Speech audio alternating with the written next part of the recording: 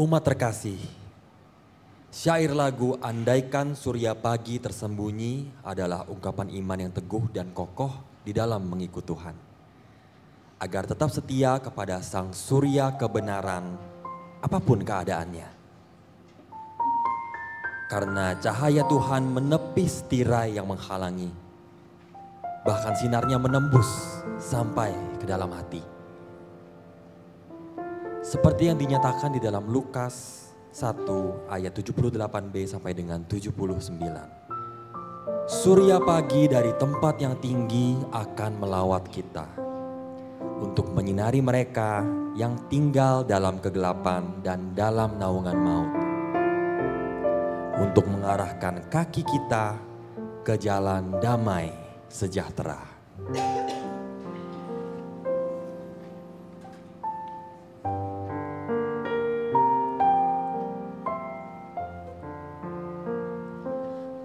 Andaikan surya pagi tersembunyi, enggan tampilkan sinar yang terang, aku bayangkan hidup menyendiri dan kegelapan membuat seram. Tapi cahaya Tuhan menyinari sampai ke hati, sampai ke hati, akan tepiskan tirai halang pandang. Terlihat surya yang cemerlang.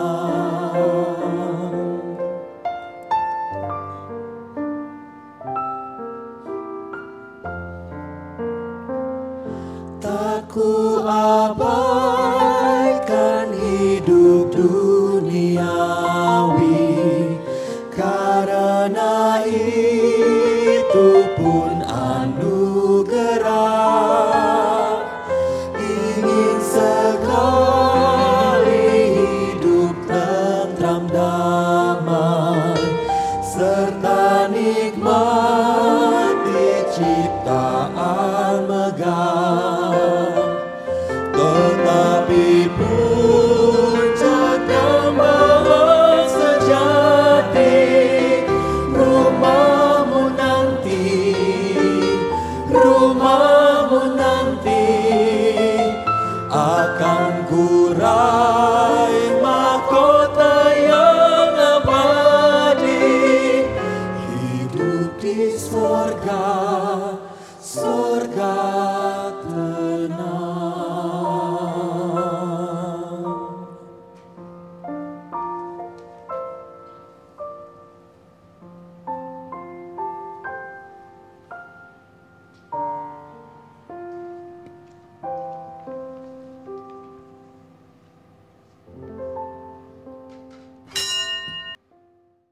Shalom, selamat hari Minggu Bapak, Ibu, Saudara-saudara yang terkasih.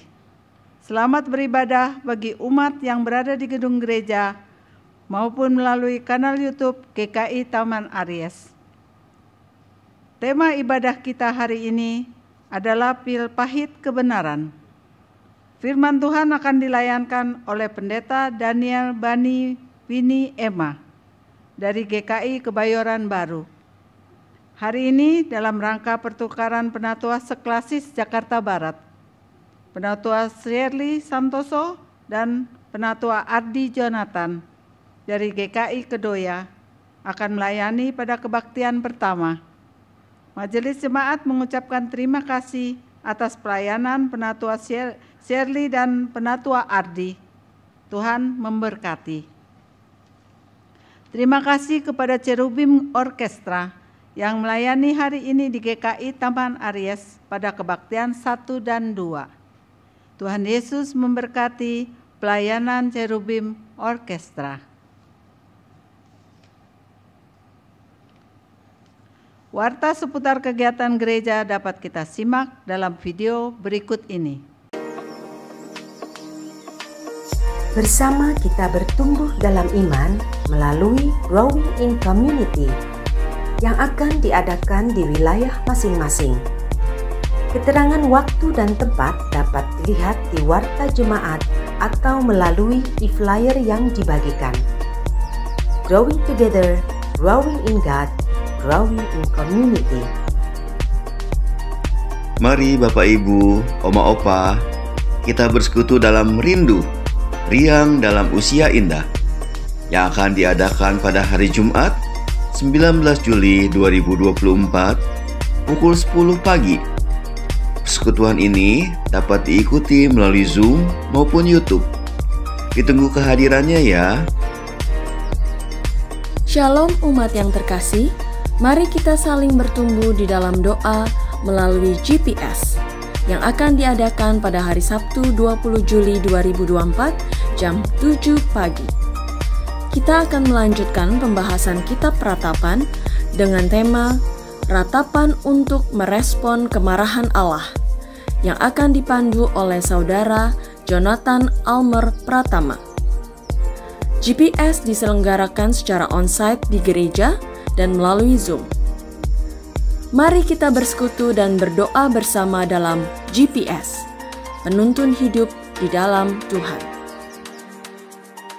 Seminar kesehatan dengan tema hepatitis akut dan kronis akan diselenggarakan pada hari Minggu 28 Juli 2024 setelah kebaktian kedua dengan narasumber Dr. Baringin Desamakto Sitompul, spesialis penyakit dalam, dan moderator Dr. Ido Bramantia, spesialis radiologi. Informasi lebih lanjut dapat menghubungi petugas di teras gereja setelah kebaktian. Shalom umat terkasih, sebagai salah satu dukungan terhadap pelayanan Klinik Pratama Karya Kasih, umat dapat melakukan pemindahan vaskes BPJS tingkat 1 ke Klinik Pratama Karya Kasih dengan cara seperti yang tertera dalam panduan berikut ini atau pada Warta Jemaat.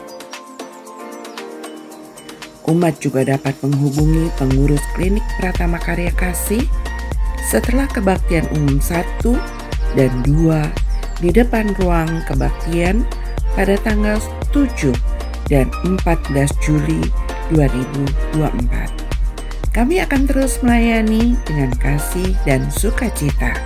Tuhan Yesus memberkati. Bimbel GKI Taman Aries bekerjasama dengan Universitas Bina Nusantara akan mengadakan kelas Mandarin untuk siswa-siswi SD SMP. Kelas dimulai tanggal 3 Agustus. Bagi Bapak Ibu yang anaknya berminat dapat mendaftar ke Tata Usaha atau ke Pak Budi sebelum tanggal 27 Juli mendatang. Terima kasih.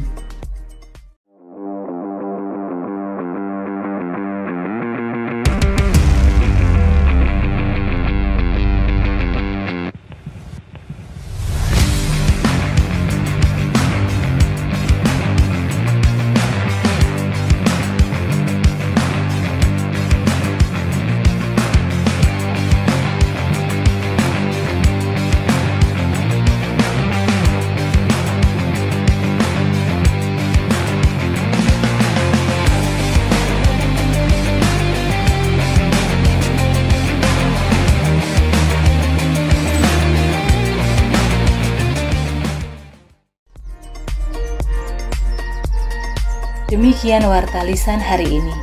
Keterangan selengkapnya dapat dilihat di Warta Jemaat. Mari kita siapkan hati untuk beribadah. Haleluya, pujilah Tuhan dari langit. Pujilah Dia di tempat tinggi. Baiklah semuanya memuji nama Tuhan. Sebab Dia memberi perintah dan semuanya tercipta. Hendaklah semuanya memuji nama Tuhan. Sebab hanya namanya yang tinggi luhur. Haleluya.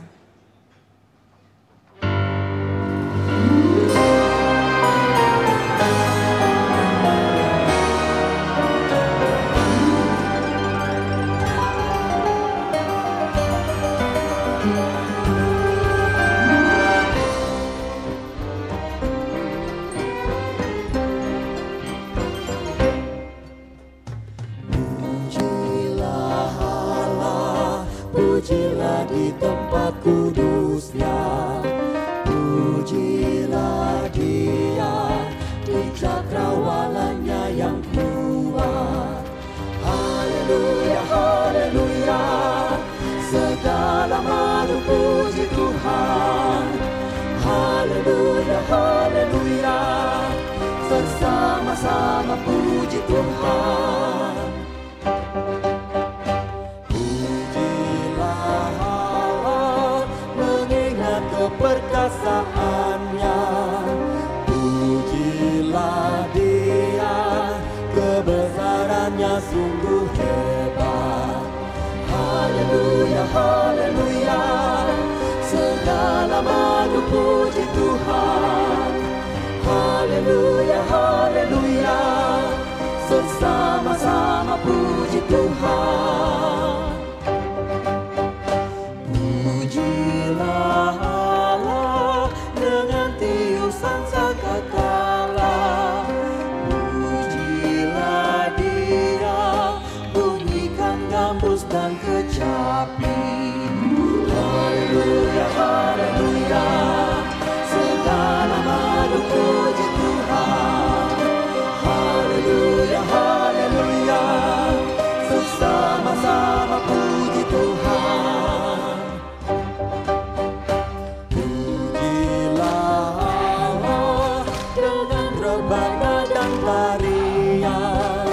Pujilah Dia dengan kecapi dan seruling.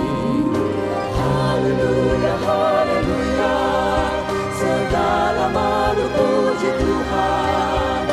Haleluya, haleluya, bersama-sama puji Tuhan. Pujilah Allah dengan ceracap berdentingan. Pujilah Dia dengan ceracap berdentangan. Haleluya, haleluya, segala makhluk puji Tuhan. Haleluya, haleluya, bersama-sama puji Tuhan.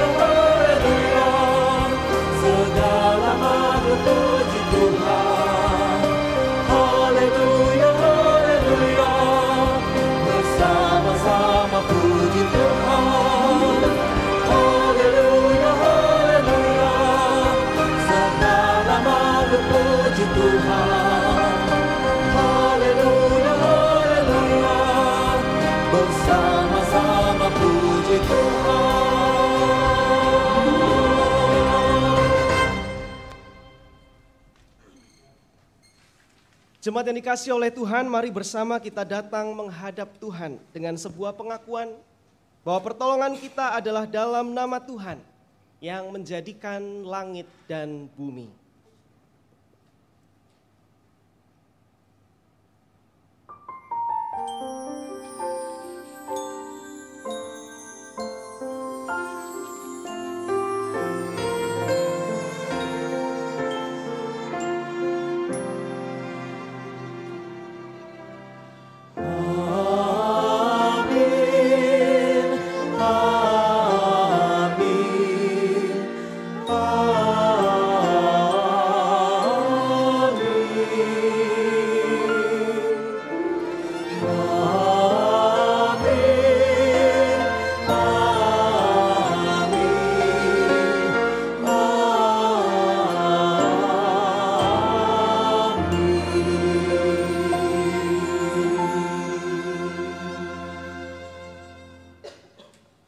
Tuhan beserta saudara. Dan beserta saudara juga. Silakan duduk.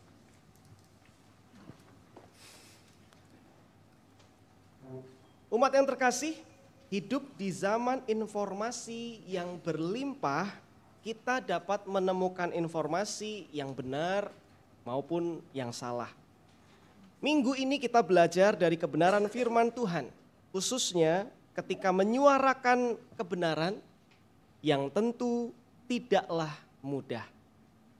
Kenyataannya ada yang menerima dan ada yang menolak kebenaran. Bahkan ada yang menyingkirkan orang lain ketika dikoreksi oleh suara kebenaran. Kesadaran ini membawa kita berefleksi. Apakah kita siap menerima kebenaran firman Tuhan itu? Apakah kita sudah berupaya menghidupi kebenaran dan siap mengoreksi diri kita sendiri? Apakah kita sungguh-sungguh siap menerima resiko pahit ketika menyuarakan kebenaran? Mari kita merenungkannya.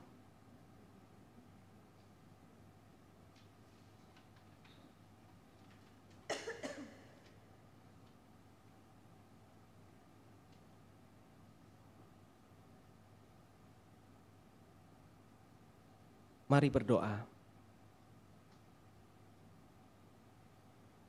Allah Bapa, kami datang kepadamu, memohon pengampunan atas dosa kesalahan kami. Dosa yang membuat hati kami pedih, membelenggu hingga terasa perih. Yesus Tuhan, basuhlah kami menjadi bersih. Ya Roh Kudus, berikanlah kami hati yang bersedia hidup dalam terang kebenaran firman Tuhan. Di dalam nama-Mu kami berdoa. Amin.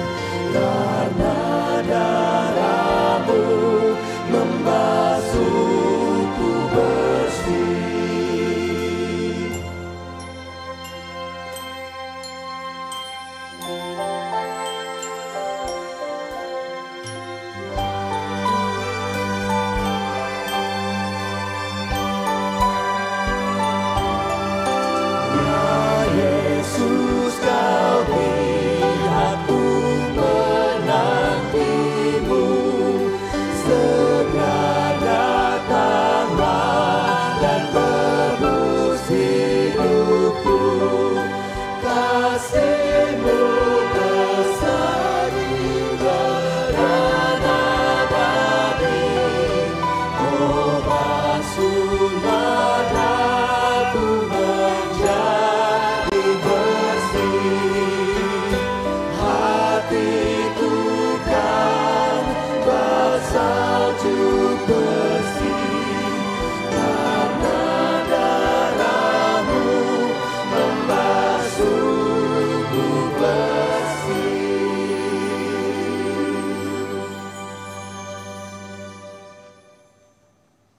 Bagi setiap kita yang dalam keterbatasan dan keberdosaannya bersedia merendahkan diri di hadapan Tuhan, dengarkanlah berita anugerah sebagaimana tertulis dalam 1 Petrus 2 ayat 24. Ia sendiri telah memikul dosa kita di dalam tubuhnya di kayu salib, supaya kita yang telah mati terhadap dosa hidup untuk kebenaran. Oleh karena bilur-bilurnya kamu telah disembuhkan. Di dalam Kristus engkau telah diampuni. Di dalam Kristus engkau pun telah diampuni. Damai Kristus bagimu. Damai Kristus bagimu juga.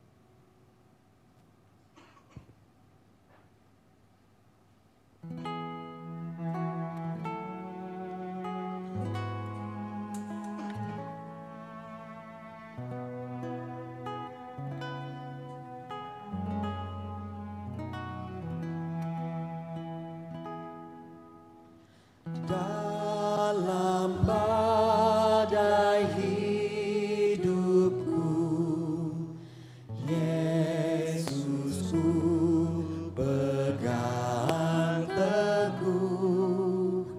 Walau imanku lemah, ku bersandar padanya.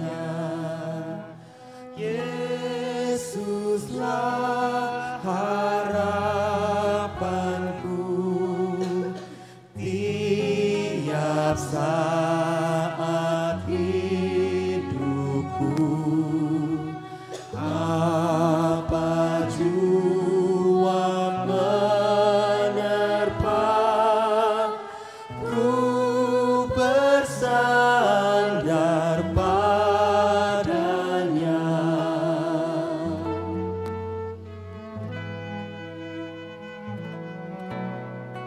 Roh Kudus bersinar terang, maka hatiku senang. Amanku dipimpinnya, ku bersandar padanya. Yesuslah harapanku, tiap saat hidupku. Apa jua menerpa, ku bersandar padanya.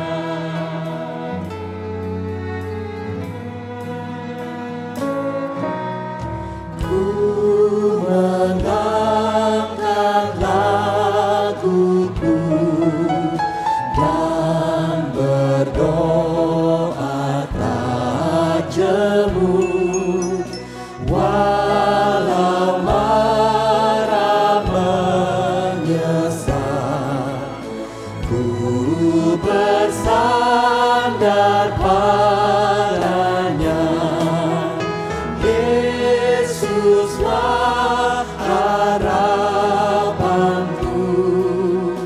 tiap saat hidupku. Apa jua menerpa, ku bersandar padanya.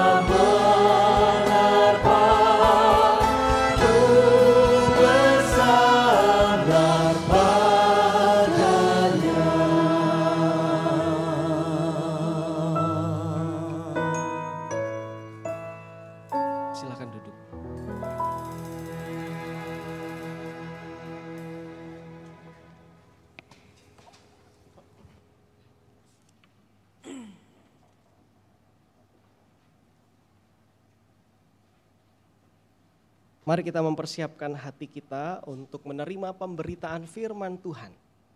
Dan kita mohon pertolongan Roh Kudus dalam doa.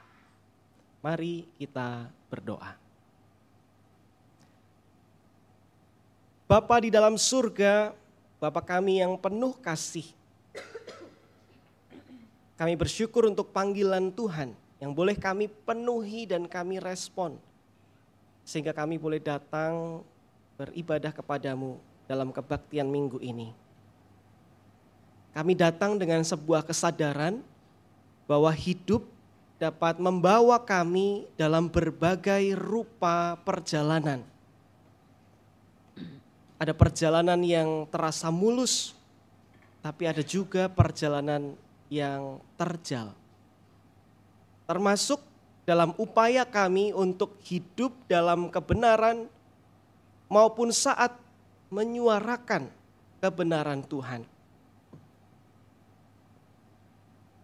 Ada kalanya orang menerima, tapi tak jarang juga orang menolak, bahkan membuat kami yang berupaya untuk menyuarakan kebenaran itu justru merasa nelangsa dan ada dalam kesengsaraan. Ada kalanya saat berada dalam keadaan yang demikian, kami mulai meragukan kebenaran Tuhan. Oleh karena itu Bapa, saat ini kami datang khususnya memohon agar Engkau yang terus menyatakan kebenaran-Mu dalam kami. Berikanlah kami keberanian untuk hidup dalam kebenaran dan menyuarakan kebenaran Tuhan. Dan pertama-tama ubahkanlah hidup kami dalam kebenaran firman Tuhan. Supaya berangkat dari situ, menjadikan firman Tuhan dasar dari kehidupan kami. Dan itulah yang kami wartakan bagi banyak orang. Kami mohon pertolongan Roh Kudus, supaya kami bukan hanya dimampukan untuk mengerti isi hati Tuhan, namun juga diberi keberanian dalam hati untuk menyuarakan kebenaran. Di dalam Kristus Tuhan kami dan dalam pertolongan Roh Kudus kami berdoa. Amin.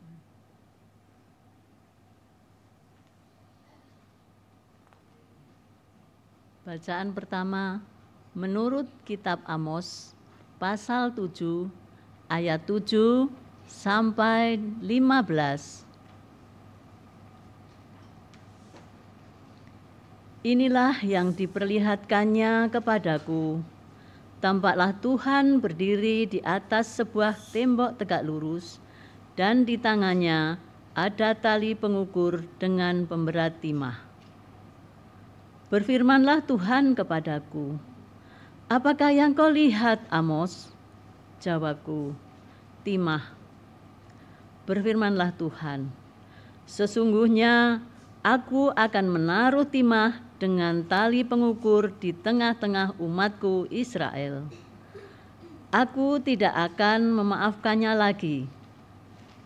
Tempat-tempat pemujaan Ishak akan dimusnahkan. Tempat-tempat kudus Israel akan diruntuhkan. Dan aku akan bangkit melawan keluarga Yerobeam dengan pedang. Amasya imam di Betel mengutus orang menghadap Yerobeam raja Israel dengan pesan, Amos telah bersengkongkol melawan tuanku di tengah-tengah kaum Israel. Negeri ini tidak tahan lagi dengan segala perkataannya. Sebab beginilah dikatakan Amos, Yerobeam akan mati terbunuh oleh pedang, dan Israel pasti dibuang ke pembuangan dari tanahnya. Berkatalah Amasya kepada Amos, "Lihat, pergilah, enyahlah ke tanah Yehuda. Carilah nafkahmu di sana, bernubuatlah di sana, tetapi jangan lagi bernubuat di Betel, sebab inilah tempat kudus raja, inilah bait suci kerajaan. Jawab Amos kepada Amasya, aku bukan nabi, dan aku tidak termasuk golongan nabi, melainkan aku ini seorang peternak dan pemetik buah ara. Tetapi Tuhan mengambil aku dari pekerjaan menggembalakan kambing domba, dan Tuhan berfirman kepadaku, pergilah, bernubuatlah terhadap umatku Israel. Demikianlah sabda Tuhan. Syukur kepada Allah.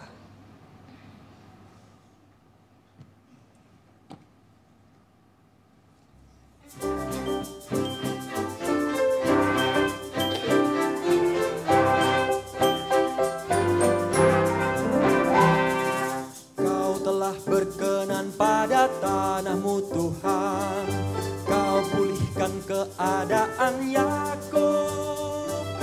Kau telah ampuni kesalahan umatmu, tutupi semua dosa mereka. Kau telah berkenan pada tanahmu Tuhan, Kau pulihkan keadaan Yakub. Kau telah ampuni kesalahan umatmu, tutupi semua dosa mereka. Kasih dan kesetiaan akan bertemu, damai dan keadilan bercium-ciuman. Dari bumi akan tumbuh kesetiaan, dan keadilan menjenguk dari langit. Kau telah berkenan pada tanahmu Tuhan, Kau pulihkan keadaan Yakub. Kau telah ampuni kesalahan umatmu, tutupi semua dosa mereka. Bahkan Tuhan akan memberi kebaikan, dan negeri kita akan memberikan hasilnya. Keadilan kan berjalan di hadapannya, dan jejak kakinya akan jadi jalan. Kau telah berkenan pada tanahmu, Kau pulihkan keadaan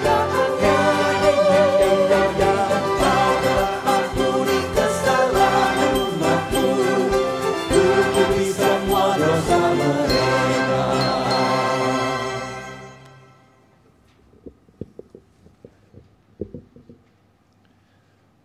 Bacaan kedua menurut Efesus 1 ayat 3 sampai 14. Efesus 1 ayat 3 sampai 14. Kekayaan orang-orang yang terpilih. Terpujilah Allah dan Bapa Tuhan kita Yesus Kristus, yang dalam Kristus telah mengaruniakan kepada kita segala berkat rohani di dalam surga. Sebab di dalam Dia Allah telah memilih kita sebelum dunia dijadikan, supaya kita kudus dan tak bercacat di hadapannya. Dalam kasih, Ia telah menentukan kita dari semula melalui Yesus Kristus untuk menjadi anak-anak-Nya sesuai dengan kerelaan kehendak-Nya, supaya terpujilah anugerah-Nya yang mulia yang dikaruniakannya kepada kita di dalam Dia yang dikasihinya. Sebab di dalam Dia kita beroleh penebusan melalui darah-Nya, yaitu pengampunan atas pelanggaran menurut kekayaan anugerah-Nya, yang dilimpahkannya kepada kita dalam segala hikmat dan pengertian. Sebab Ia telah menyatakan rahasia kehendak-Nya kepada kita sesuai dengan rencana kerelaannya, yaitu rencana kerelaan yang dari semula telah ditetapkan di dalam Kristus sebagai persiapan kegenapan waktu untuk mempersatukan di dalam Kristus sebagai kepala segala sesuatu, baik yang di surga maupun yang di bumi.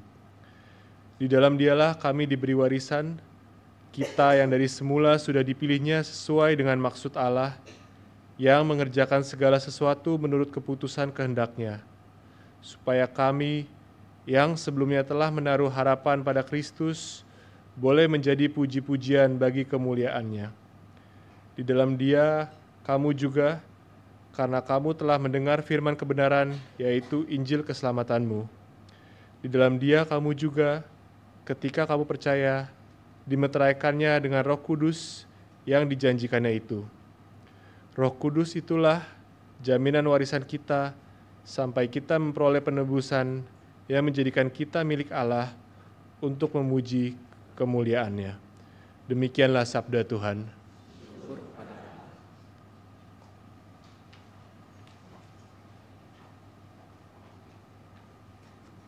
Injil Tuhan kita Yesus Kristus menurut Markus 6 ayat 14 sampai 29.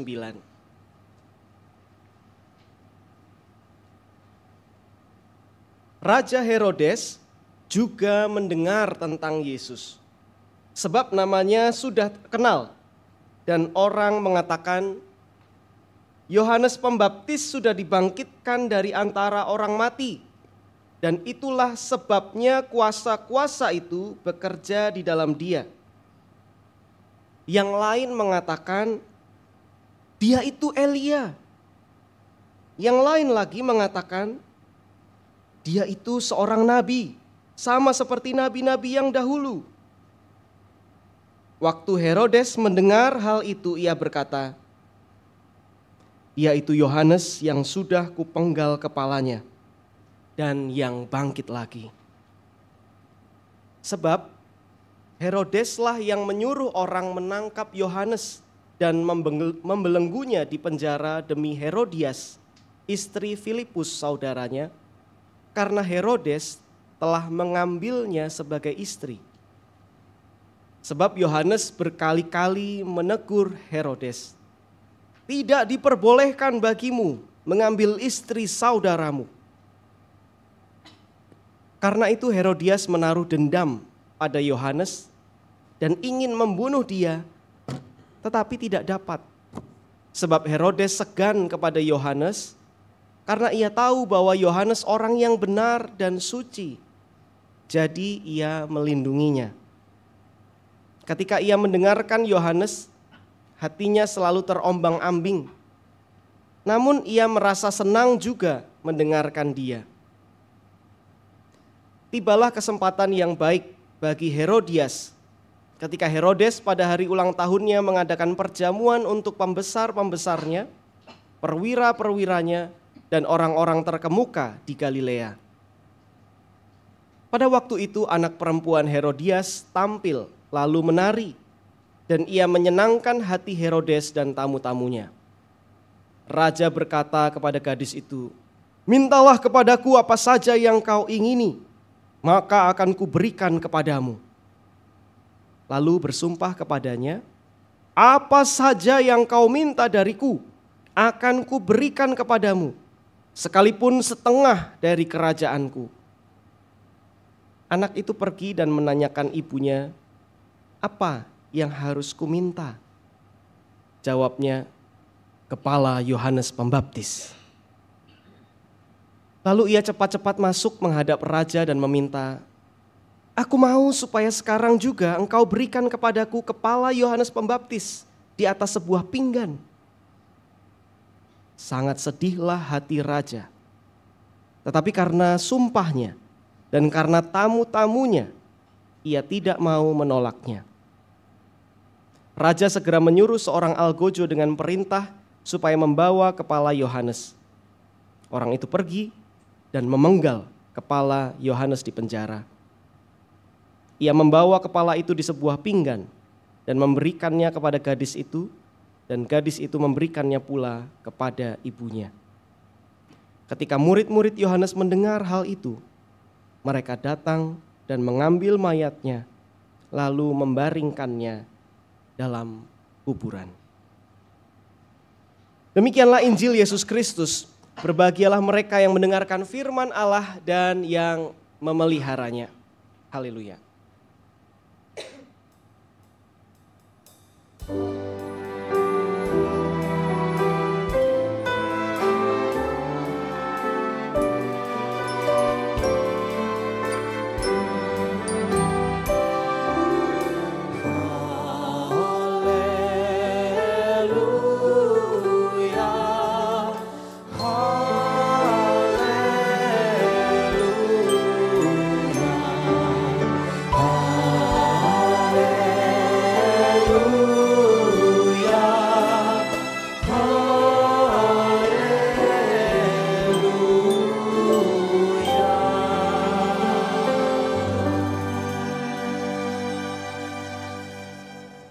Silakan duduk.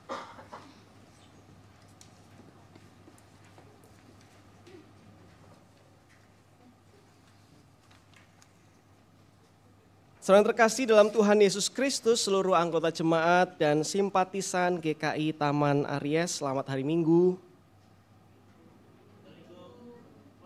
Selamat hari Minggu.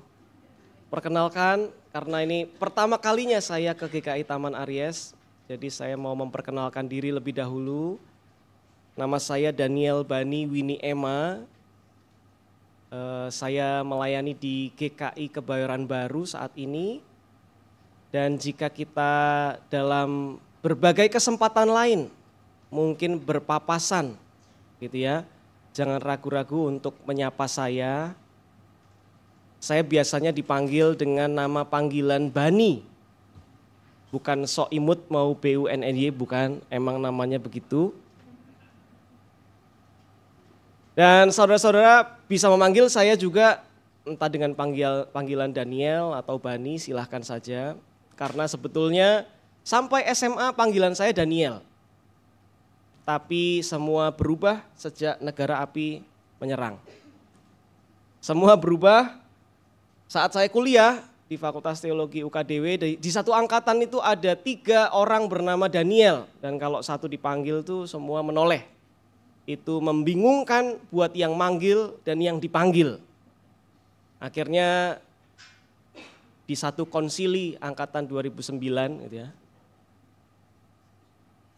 dihasilkanlah sebuah keputusan bahwa seorang yang bernama Daniel Talenta diberi panggilan Dante.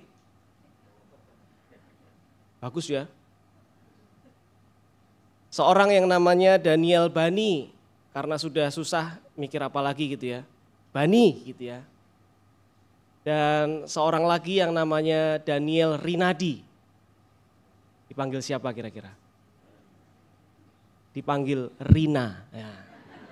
Itulah nasibnya kalau dapat pilihan yang terakhir begitu ya. Nah, jadi sejak saat itulah maka nama panggilan saya berubah. Awalnya saya juga tidak biasa memperkenalkan diri dengan nama panggilan Bani begitu ya. Karena biasanya saya dipanggil dengan Daniel, tapi dengan berjalannya waktu akhirnya saya terbiasa dan malah saya melupakan nama depan saya gitu ya. Jadi setiap kali saya memperkenalkan diri saya akan langsung bilang ya nama saya Bani begitu ya. Jadi bebas dari Bapak Ibu kalau mau panggil Daniel boleh, panggil Bani boleh, tapi saya harap, saya sungguh berharap Bapak Ibu menahan diri untuk tidak memanggil saya dengan panggilan Winnie atau Emma. Karena itu walaupun itu memang bagian dari nama saya, tapi akan mempengaruhi kecepatan saya menoleh.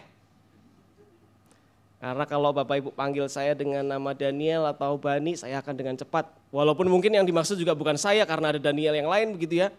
Saya akan cepat menoleh. Tapi kalau Winnie dan Emma, saya akan berdoa dulu pada Tuhan. Ini saya bukan ya? Atau ada kakak Winnie di sini, atau ada Mbak Emma di sini, atau Ibu Emma di sini, dan seterusnya. Jadi sekalipun saya tahu biasanya semakin dilarang itu semakin dilakukan, tapi harapannya Bapak Ibu tidak melakukannya, jadi panggil saja dengan nama panggilan Daniel atau Bani. Bapak Ibu Saudara yang terkasih, hari ini kita bersama-sama merenungkan satu tema, pil pahit kebenaran. Boleh ditampilkan slide-nya.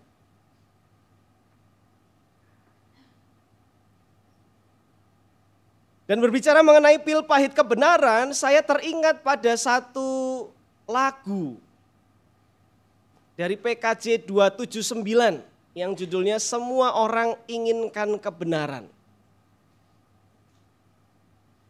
Semua orang inginkan kebenaran, berada di pihaknya. Namun sedikit yang sungguh mau berada di pihak kebenaran. Semua orang seakan-akan tampil menjunjung kebenaran. Namun sedikit yang sungguh mau berkorban membela kebenaran. Semuanya, gak usah. Saudara terkasih, dari lagu ini kita menangkap sebuah dilema bicara tentang kebenaran. Kenapa? Karena satu sisi kita mendambakan kebenaran dalam hidup. Tapi di sisi yang lain, pada waktu yang bersamaan kita mengakui bahwa kebenaran itu menuntut pengorbanan. Dan jelas pengorbanan tidak enak. Di satu sisi kebenaran kita butuhkan. Tapi di sisi yang lain pada waktu yang bersamaan kita merasa tidak nyaman dengan kebenaran itu. Di satu sisi enak, di sisi yang lain enggak enak.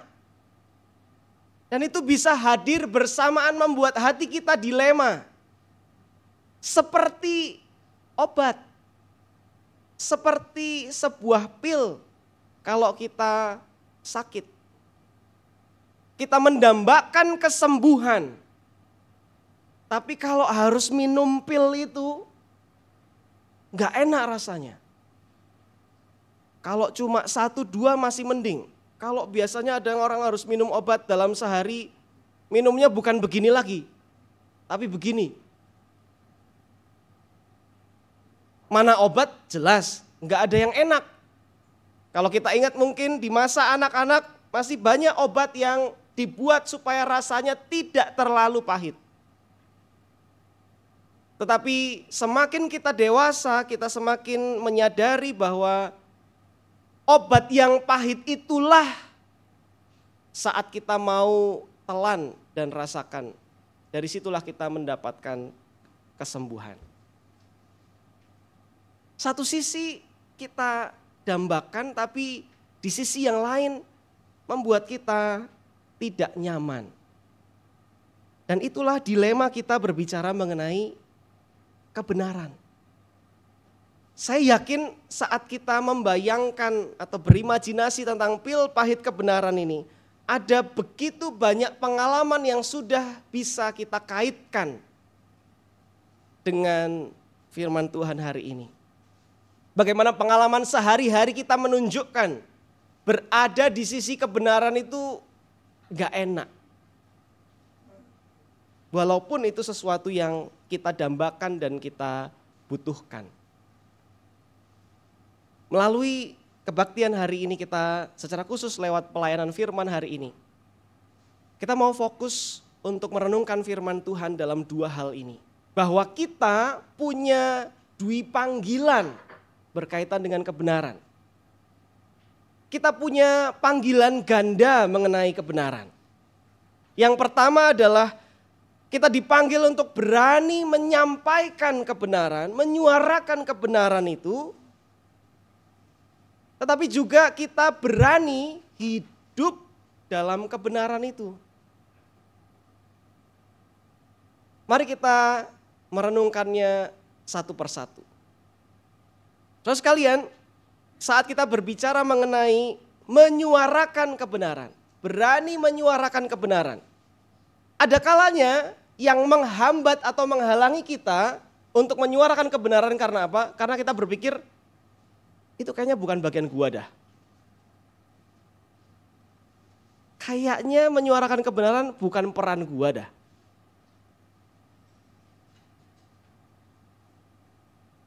Kayaknya itu memang bukan bagian saya.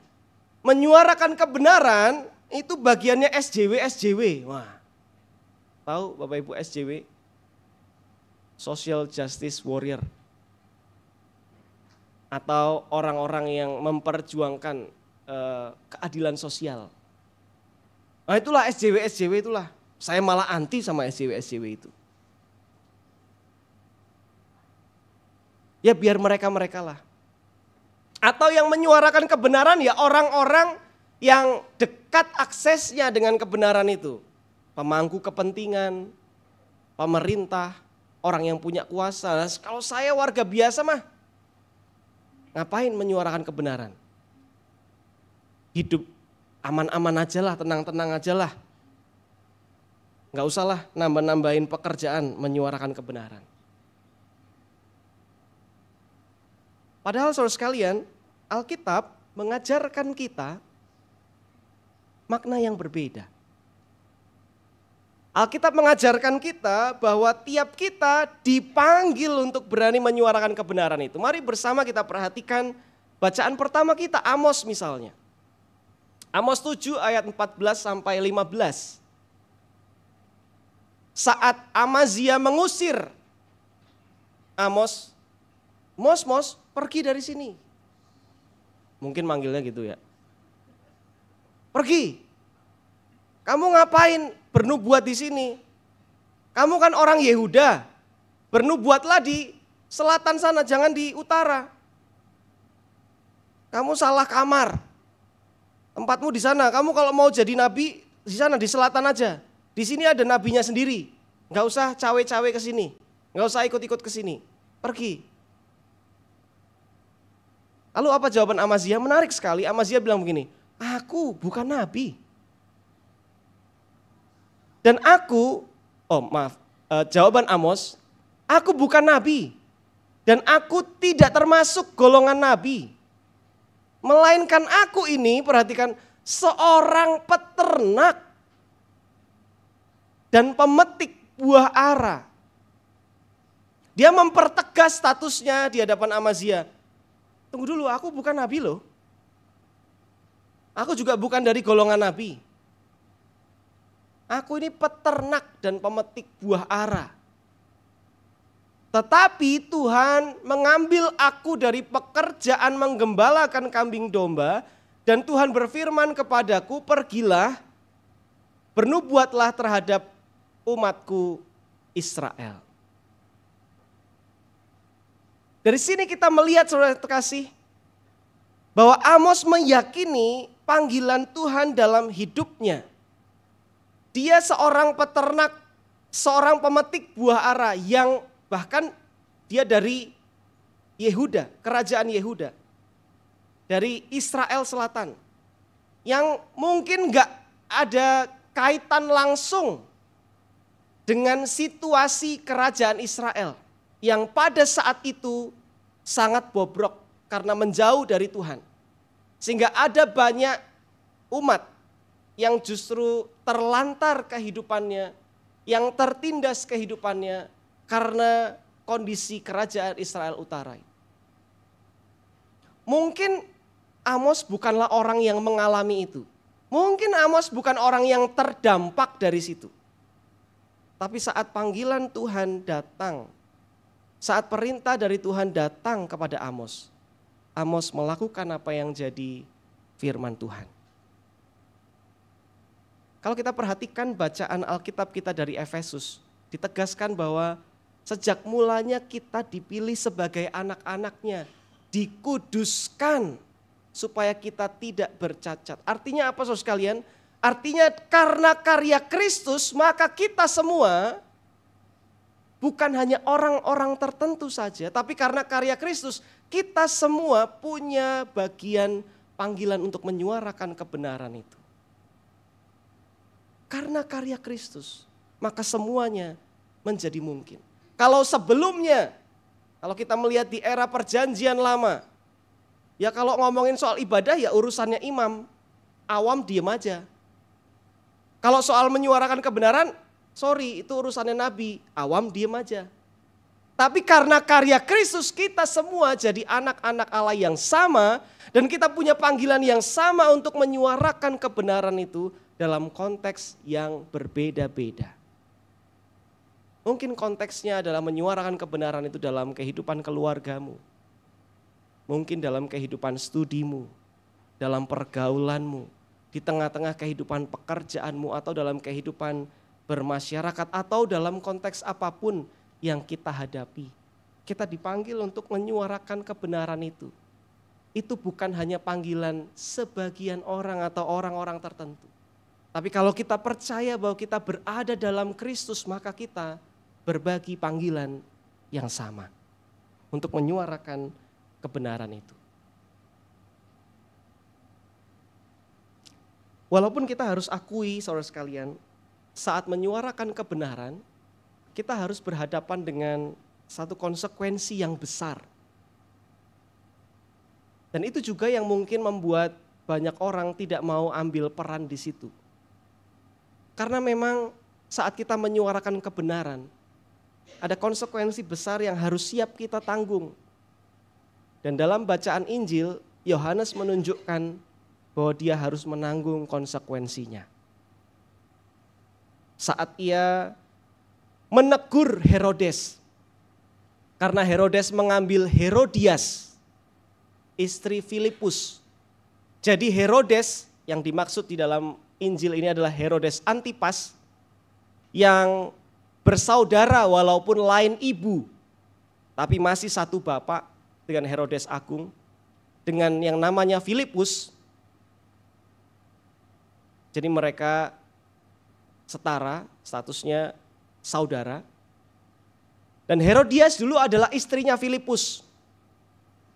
Tapi dalam sejarahnya Herodes mendekati Herodias, membujuk supaya kemudian Herodias menjadi istrinya. Dan terjadi. Dan Yohanes Pembaptis tampil untuk menegur Herodes bahkan di depan umum. Dan Yohanes Pembaptis harus menanggung apa yang jadi konsekuensi dari suara kebenaran yang dia suarakan. Di dalam Markus 6, 19 dan 20 kita membaca, karena itu Herodias menaruh dendam pada Yohanes dan ingin membunuh dia, tetapi tidak dapat. Sebab Herodes segan kepada Yohanes karena ia tahu bahwa Yohanes orang yang benar dan suci. Jadi ia melindunginya. Ketika ia mendengarkan Yohanes, hatinya selalu terombang-ambing. Namun ia merasa senang juga mendengarkan. Jadi Herodes ada di posisi dilema. Satu sisi kalau dia ngomong itu ada benernya emang. Saya juga sebenarnya menikmati tapi kok agak nyesek juga ya gitu. Pernah saudara dengar khotbah, wah bener-bener tapi kok nyesek ya gitu ya. Wah khotbahnya baik sekali. Pulang-pulang tapi kok saya jadi mikir ya. Sehingga kita dibuat seakan-akan ada dalam dilema. Herodes dalam posisi itu, tapi Herodias ada dalam posisi mendendam. Herodias tidak suka kalau Yohanes menegur.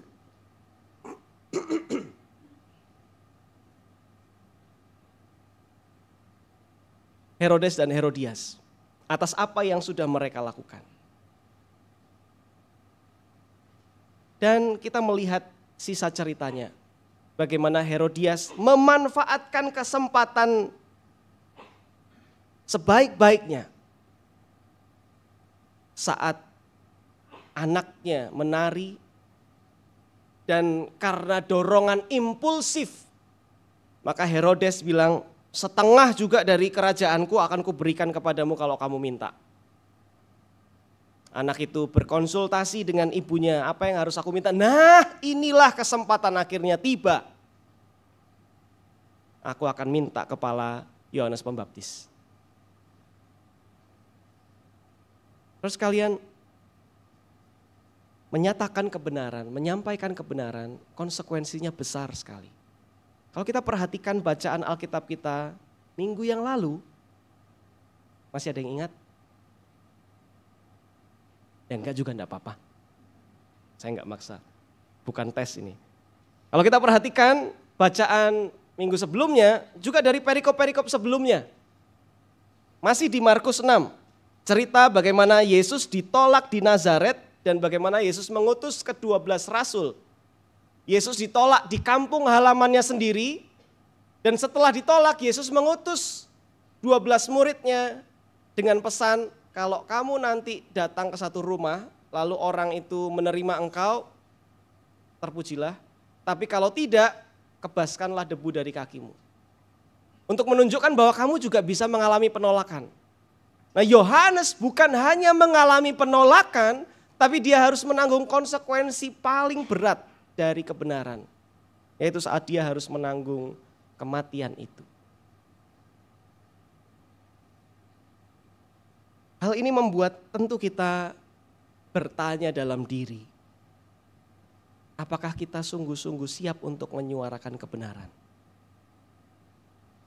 Dan mungkin kita juga bisa bertanya, apa yang membuat Amos maupun Yohanes berani untuk menyampaikan kebenaran itu? Apa juga yang membuat Paulus yang kita kenal berani juga menyuarakan kebenaran firman Tuhan, sekalipun ia harus didera, berkali-kali masuk dalam penjara, dan seterusnya? Tidak lain, saudara sekalian, adalah keyakinan bahwa Tuhan beserta dengan mereka. Bahwa yang mereka perjuangkan bukan kebenarannya sendiri, tapi kebenaran Tuhan. Bahwa yang ia perjuangkan, yang mereka perjuangkan bukanlah untuk kepentingannya sendiri, tapi untuk keselamatan dan kesejahteraan banyak orang. Itulah yang diusahakan oleh Amos, itulah yang diusahakan oleh Yohanes, itulah yang diusahakan oleh Paulus. Saudara terkasih, kita punya panggilan untuk menyuarakan kebenaran, tapi bukan demi kepentingan kita, tapi justru demi kebaikan dan keselamatan banyak orang. Maka mari kita kumpulkan keberanian kita, karena kita harus mengakui dibutuhkan keberanian yang besar untuk menyampaikan kebenaran itu. Dan kita hanya bisa minta kepada Tuhan yang akan menggerakkan hati kita, mengisi dan memenuhi hati kita dengan keberanian untuk menyuarakan kebenaran itu saat waktunya tiba. Yang kedua, saudara sekalian, selain berani menyuarakan kebenaran, hal kedua yang sama-sama kita renungkan sebagai panggilan kita adalah berani hidup dalam kebenaran. Ini pun hal yang penting, dan justru dua hal ini tidak bisa dipisahkan. Berani menyuarakan kebenaran saja tanpa berani hidup dalam kebenaran itu akan membuat kita jadi munafik. Akan membuat kita mudah untuk menodong. Mudah untuk menunjuk, salah nih, enggak benar nih, begini nih. Tapi sangat sulit untuk mengoreksi diri sendiri. Oleh karena itu dua hal ini harus berjalan berdampingan. Berani menyuarakan kebenaran, tapi bersama dengan itu kita berani hidup dalam kebenaran itu. Berani menelan pil pahitnya untuk diri kita sendiri. Kita bisa belajar dari pengalaman Herodes di dalam bacaan kita. Dari kegagalan Herodes kita bisa belajar bahwa Herodes punya kesempatan untuk hidup dalam kebenaran itu. Yaitu saat dia tahu bahwa permintaan dari anak Herodias ini adalah permintaan yang salah. Karena dia meminta kepala Yohanes Pembaptis. Tapi apa yang diungkapkan di sini? Sekalipun raja itu bersedih hati, tetapi karena sumpahnya,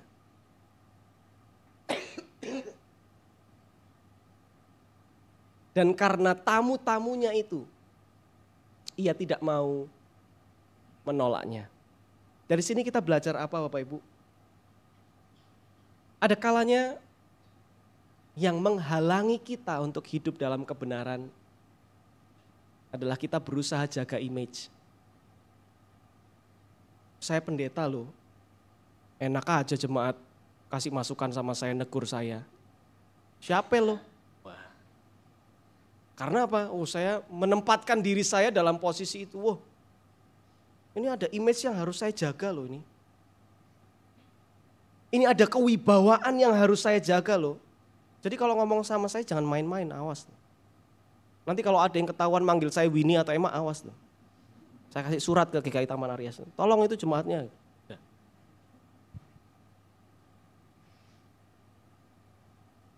Bukankah kadang kita begini juga, Kamu masih anak kecil ngapain sok-sokan negur papa, negur mama. Papa mama ini lebih tahu. Nggak usah sok-sokan, kamu baru seumur jagung. Ada yang tahu umur jagung berapa, saya juga nggak tahu. Baru pendek lah maksudnya begitu ya. Pengalamanmu belum banyak, sok-sok negur gitu ya. Begitu juga mungkin atasan dan bawahan, nggak usah sok-sokan. Kamu karyawan baru aja sok-sok kasih masukan, sok-sok kasih input. Saya ini sudah lama di sini. Bertahun-tahun pengalaman saya di sini, nggak usah sok-sokan. Kadang kita menempatkan posisi kita lebih tinggi dari orang lain, bahkan terlalu tinggi dari orang lain sehingga apa? Kayaknya ada kewibawaan atau image yang kita jaga. Dan semata-mata kita menjaga itu aja, tapi nggak berusaha untuk mendengarkan kebenaran dari yang disampaikan. Kita nggak mau telan pil pahit itu. Mungkin juga kita gengsi. Karena kita merasa bahwa kita lebih berpengalaman, karena kita merasa secara usia saya lebih senior, secara jabatan saya lebih tinggi, secara pengalaman dan seterusnya. Dan itu menghalangi kita untuk melihat jangan-jangan memang ada kebenaran Tuhan di situ yang penting untuk saya mengembangkan diri.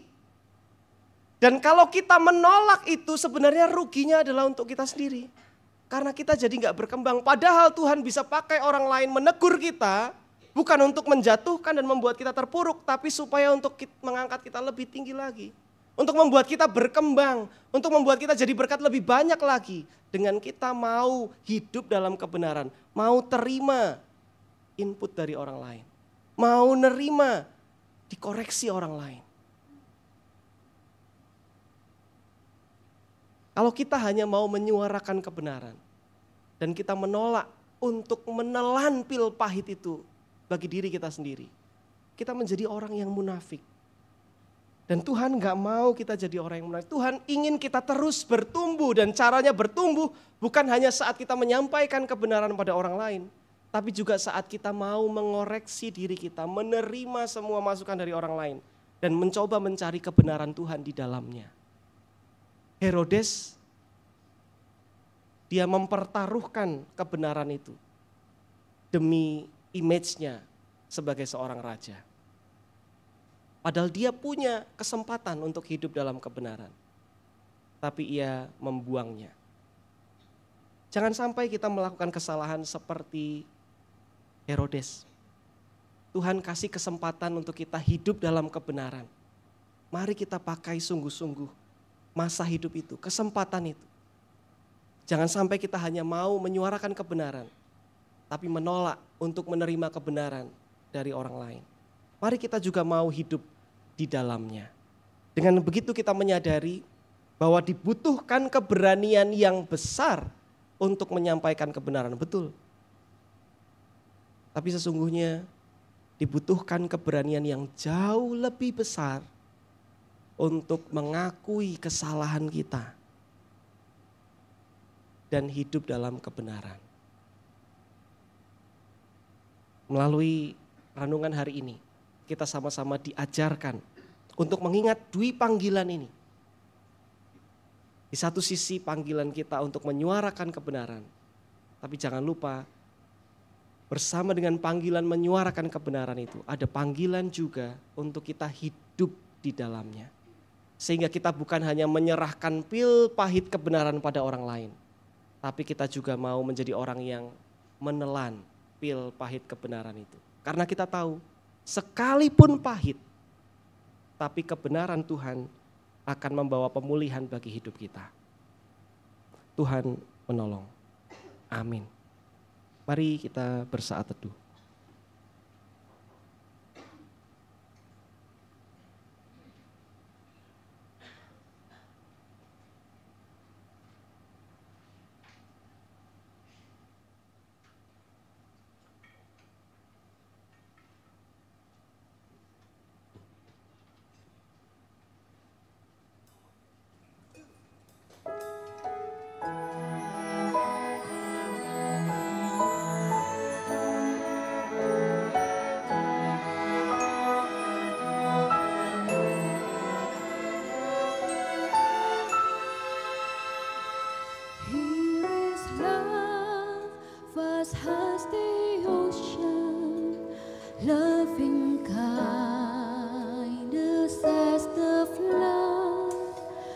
When the Prince of Life, our ransom, shed for us His precious blood. Who is love will not remember, who can cease to sing His praise. He will never be forgotten throughout heaven's eternal day.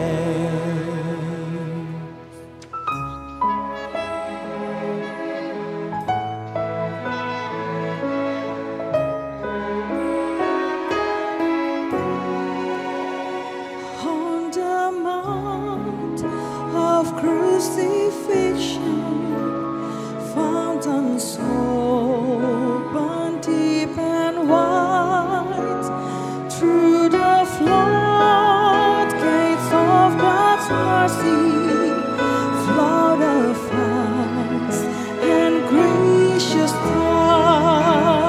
Grace and love like mighty rivers, pouring streams and from above. Heaven, peace, and perfect justice is a guilty world in love.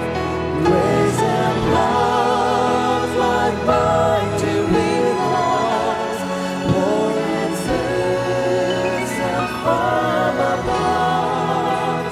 Heaven's peace and perfect justice is a guilty world in love. Heaven's peace and perfect justice is a guilty world in love.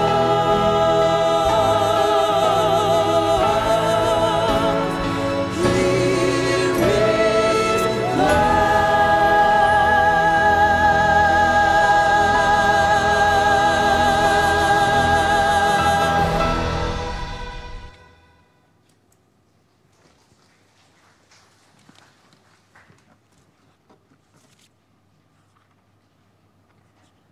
Jemaat yang dikasihi Tuhan, marilah kita bersama dengan umat Kristus di segala abad dan tempat. Marilah kita bersama mengingat dan mengikrarkan pengakuan iman rasuli yang berbunyi demikian.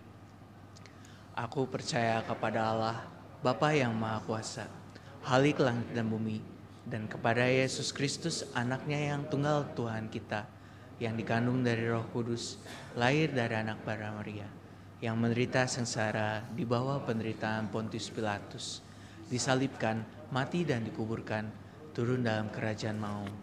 Pada hari yang ketiga, bangkit pula di antara orang mati, naik ke surga, duduk di sebelah kanan Allah, Bapa yang Maha Kuasa, dan dari sana Ia akan datang untuk menghakimi orang yang hidup dan yang mati.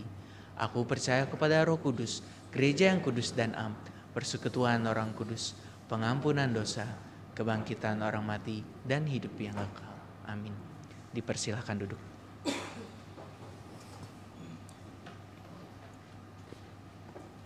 Mari kita menaikkan doa syafaat. Mari berdoa. Bapa di dalam surga, kami bersyukur karena Engkau boleh mengingatkan kami akan panggilan hidup kami sebagai anak-anak-Mu, sebagai orang-orang yang percaya pada Juru Selamat kami, Yesus Kristus. Yaitu panggilan untuk menyuarakan kebenaran sekaligus hidup di dalamnya. Tolonglah kami ya Tuhan, supaya sebagai umat-Mu kami menerima keberanian itu. Hati kami dipenuhi dengan keberanian untuk mau hidup dalam kebenaran Tuhan dan juga menyuarakan kebenaran Tuhan. Dan bukan kebenaran kami sendiri. Berikanlah kami kerendahan hati, kebesaran hati untuk menerima koreksi dari Tuhan yang Tuhan nyatakan lewat berbagai macam cara dalam hidup kami.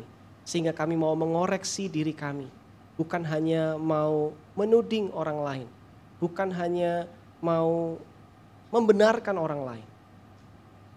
Tuhan yang tolong kami, supaya kami bijak saat menyampaikan kebenaran. Sehingga sungguh kebenaran Tuhan yang tersampaikan, dan bukan justru kami yang kami dahulukan.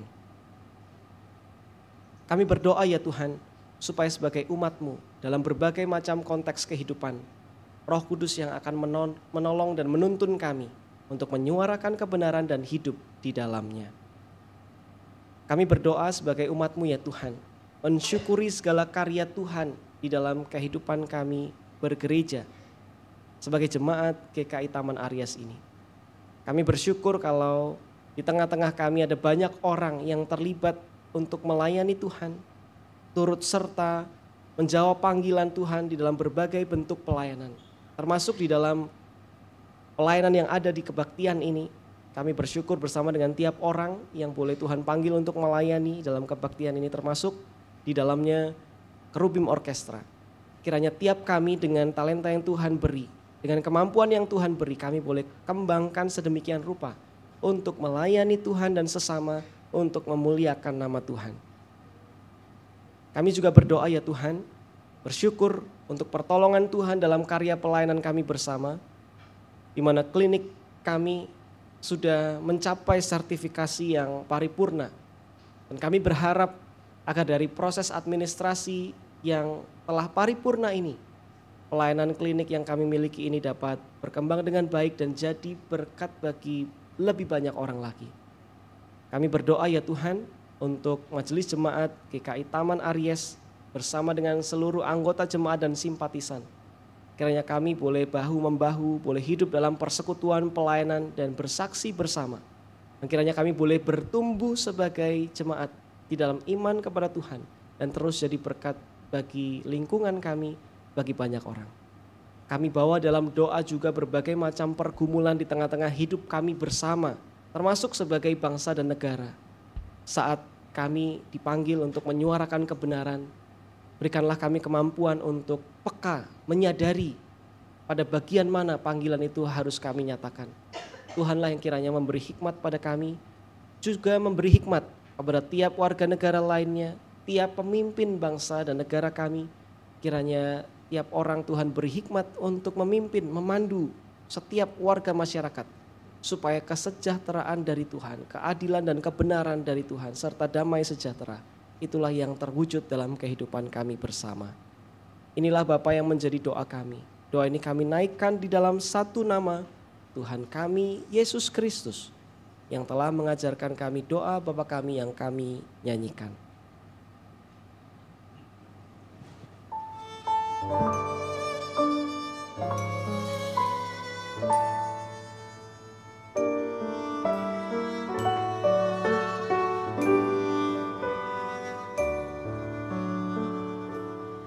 Bapa kami yang ada di surga, dikuduskanlah nama-Mu, datanglah kerajaan-Mu, jadilah kehendak-Mu di bumi seperti di surga. Beri kami hari ini makanan yang secukupnya, ampuni salah kami seperti kami ampuni yang bersalah pada kami.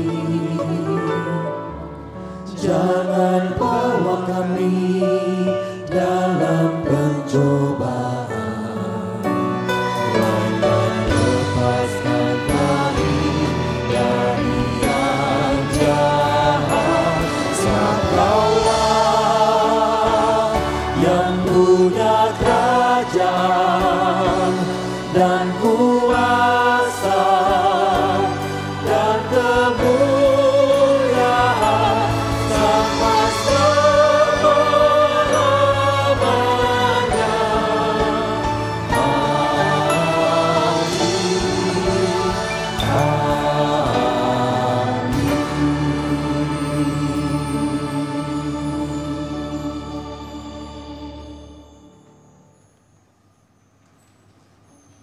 Sebagai rasa syukur kita kepada Allah dan meyakini pemeliharaan Allah, marilah kita nyatakan dalam persembahan syukur. 1 Tesalonika 5 ayat 18 mengatakan, ucapkanlah syukur dalam segala hal, sebab itulah yang dikehendaki Allah di dalam Kristus Yesus bagi kamu. Kita dapat membawa persembahan syukur dengan cara mengirimkannya melalui rekening GKI Taman Aries dengan scan QRIS atau memasukkan amplop persembahan di kantong persembahan yang diedarkan selama pelayanan persembahan.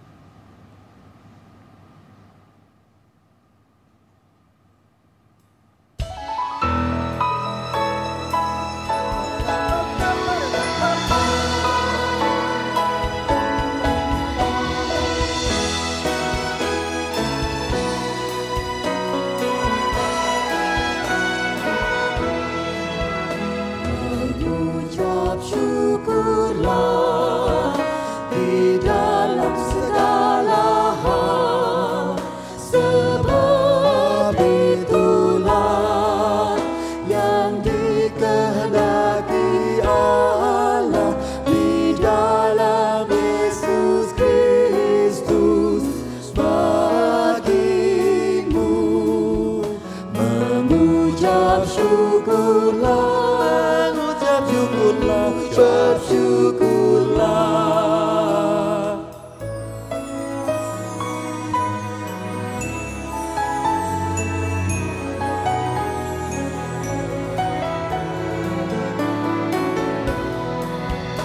Mengucap syukurlah di dalam segala hal, sebab itulah yang dikehendaki Allah di dalam Yesus Kristus bagimu. Mengucap syukurlah, mengucap syukurlah.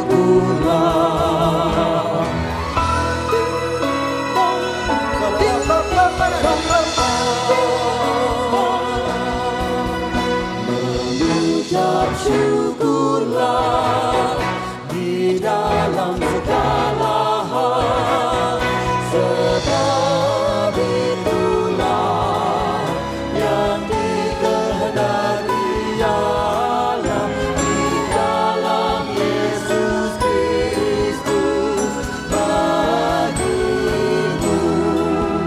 Mengucap syukurlah, mengucap syukurlah, mengucap syukurlah.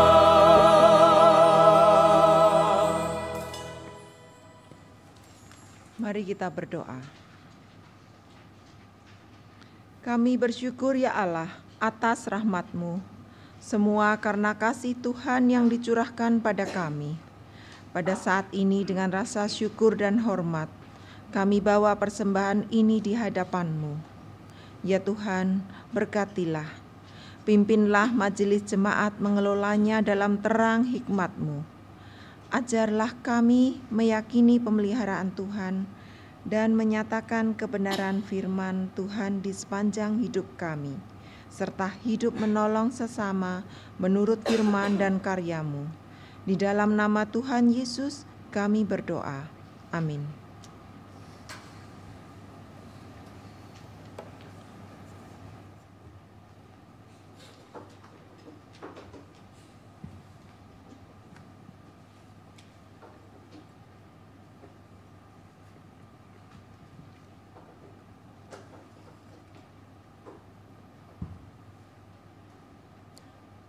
Gemakanlah suara kebenaran firman Tuhan dengan berlandaskan kasih meski harus menerima respon yang pahit. Dengan tetap meyakini penyertaan Tuhan senantiasa hadir di tengah umat-Nya.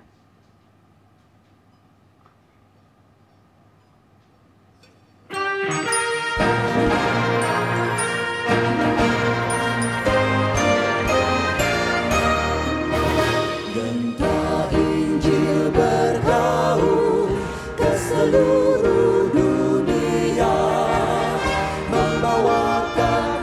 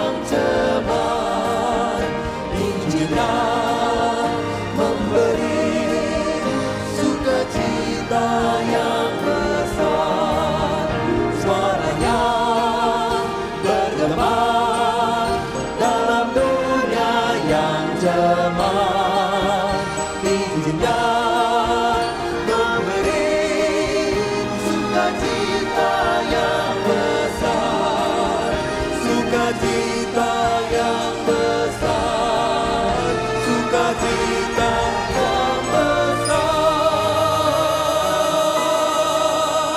Haleluya. Saudaraku, kini arahkanlah hatimu kepada Tuhan. Jadilah saksi-saksi Kristus.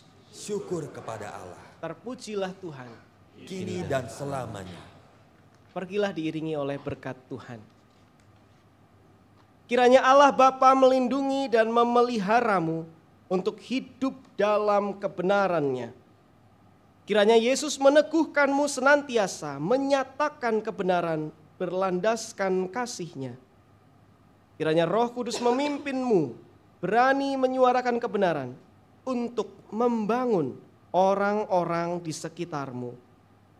Kasih dari Allah Bapa dalam Yesus Kristus dan dalam persekutuan dengan Roh Kudus menyertaimu dari sekarang sampai selama-lamanya.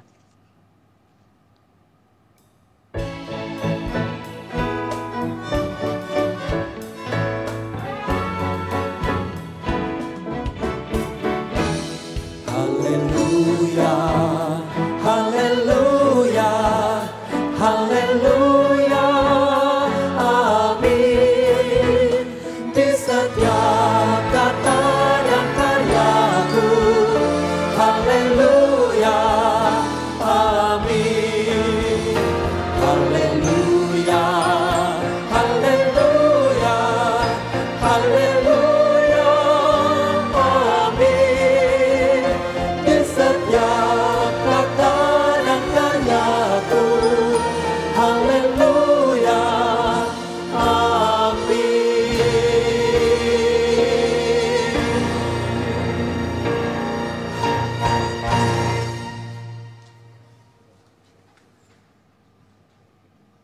Bapak, Ibu, saudara-saudara yang terkasih dalam Tuhan Yesus, ibadah telah selesai.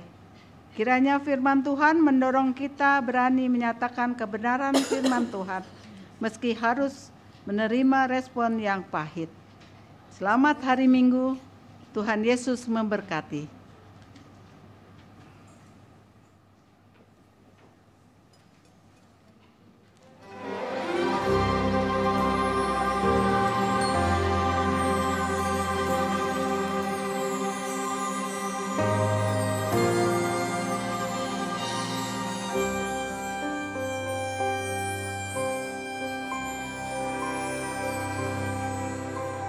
Blessed assurance, Jesus is mine.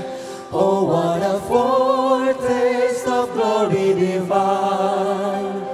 Heir of salvation, purchase of God, born of His Spirit, washed in His blood. This is my story, this is my song, praising my Savior all the day long. This is my story, this is my song, praising my Savior all the day long.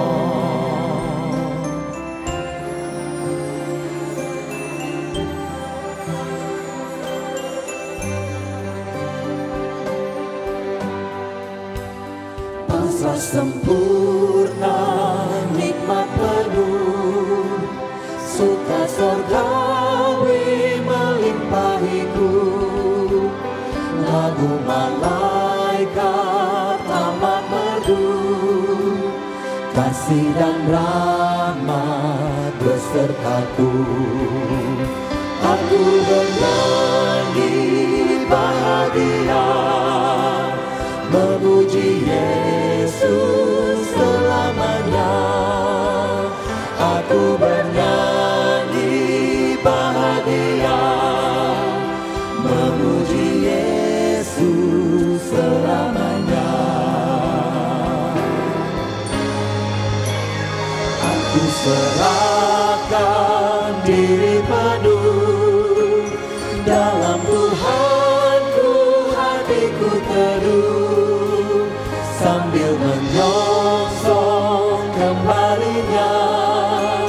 Ku diliputi anugerah, aku bernyanyi bahagia, memuji Yesus selamanya.